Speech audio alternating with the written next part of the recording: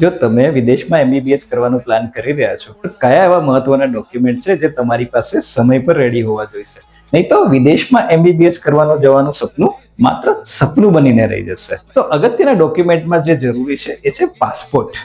Passport માટે તમારે minimum 15 થી 20 દિવસની અપોઇન્ટમેન્ટ મળતી હોય છે અને અપોઇન્ટમેન્ટ પર પ્રેઝન્ટ થયા પછી 30 થી 40 દિવસમાં પાસપોર્ટ તમારી પાસે આવતો હોય છે. જો તમારી પાસે બધા જ ડોક્યુમેન્ટ અવેલેબલ હોય, જેવી રીતના કે 10માની માર્કશીટ, 12માની માર્કશીટ, સ્કૂલ લિવિંગ સર્ટિફિકેટ, તમારું બર્થ સર્ટિફિકેટ, આધાર કાર્ડ અને અંડર 18 સ્ટુડન્ટ માટે માતા પિતાનું આધાર કાર્ડ, જેમાં કોઈ પણ જાતના નામની કરેક્શન ના હોવી જોઈએ, તો પાસપોર્ટ તમારો ઇઝીલી એપ્લાય થઈ જાય છે.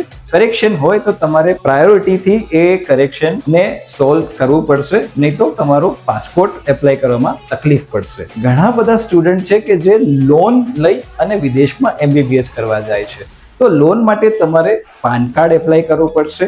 જે યુનિવર્સિટીમાં MBBS કરવાનું પ્લાન કરી રહ્યા છો એ યુનિવર્સિટીનો ઓફર લેટર, એક્સપેન્સના ડોક્યુમેન્ટ્સ પ્લસ ગવર્મેન્ટ કાં તો બેંક જ્યાંથી પણ તમે લોન લઈ રહ્યા છો એ સંસ્થાને તમારે પ્રોપર્ટીના ડોક્યુમેન્ટ્સ આપવા પડશે. આ બધા ડોક્યુમેન્ટ્સ તમારી પાસે ક્લિયર હશે તો તમારું MBBS નું પ્લાન કોઈ પણ ફેલ નહીં કરી શકે. Abroad education consultancy passport applications પણ કરી આપે છે.